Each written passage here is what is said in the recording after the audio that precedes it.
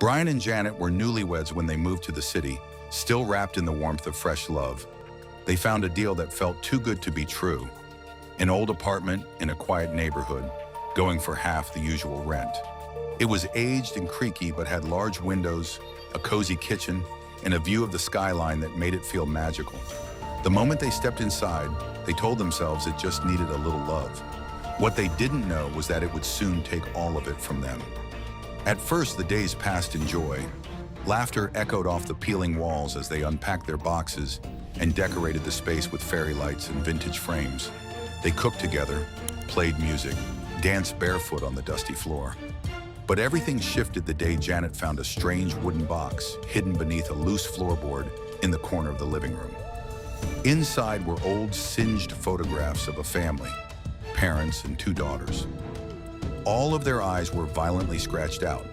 The edges of the photos were charred, as if someone had tried to burn them, but failed. Brian dismissed it, saying it was just junk someone left behind. But from that night on, the apartment changed. Tapping and knocking came from inside the walls, always just out of reach.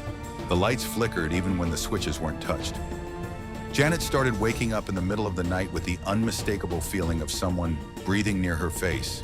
When she opened her eyes, no one was there, but she often heard her name whispered from the shadows. As days turned into weeks, the air grew colder and heavier. Brian, once the logical and affectionate partner, became distant. He stopped sharing thoughts and began sleeping with the bedroom door locked. From the inside, Janet noticed him staring into the bathroom mirror, whispering under his breath, unmoving for long stretches of time. When she tried to confront him, he flew into confusion and rage, accusing her of spying, of lying, of not loving him anymore. They fought for the first time, and something inside Janet cracked. A chill, a fear she couldn't explain. Desperate for answers, Janet visited the neighbor downstairs, a peculiar elderly woman named Mrs. Abraham, who had lived in the building for decades. Mrs. Abraham spoke slowly, like someone remembering a dream they wished to forget. She told Janet about the previous family who had lived in the apartment, a happy, quiet family that changed after moving in. One by one, their behavior twisted.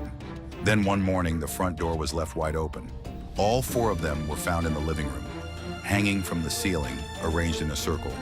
No note, no reason. Shaken, Janet rushed back upstairs to warn Brian, but what she found stopped her breath. He was sitting in the dark, eyes wild, whispering into the corner of the room. When he turned toward her, his face was blank, pale, and there was a tear in the skin on his cheek that looked fresh.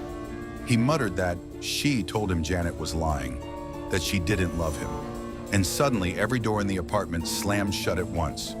Darkness fell like a curtain. The temperature dropped.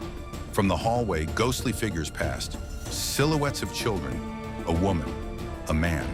A small giggle echoed through the silence. Janet turned and saw the burned family from the photographs standing in the hallway. Their faces were pale, their eyes black pits, their mouths open but silent. Brian screamed and smashed the mirror beside him, but his reflection didn't change. While his real face bled, the mirror showed him untouched, smiling, as if the version in the reflection was watching him. But then, a sudden twist. Janet, cornered in the living room, saw something impossible. The apartment breathed. The walls expanded and shrank like lungs. From the ceiling, new ropes began growing like vines, stretching down slowly. And then, impossibly, she saw flashes of other couples, strangers she had never met, flickering in and out of reality, each trapped inside the same apartment, all screaming, all fading.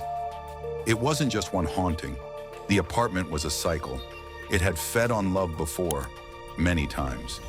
A rope slithered around Brian's neck like a serpent and began to tighten. Janet grabbed a broken shard of glass and climbed onto a chair, slicing through the rope just before he passed out. Bloodied, panicked, they fled to the bathroom, only to find the door had sealed shut behind them.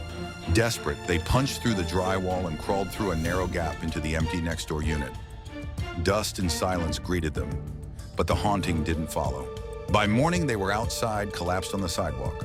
Police, paramedics, and neighbors surrounded them, but something inside them was broken. Brian and Janet survived, but the way they looked at each other changed forever.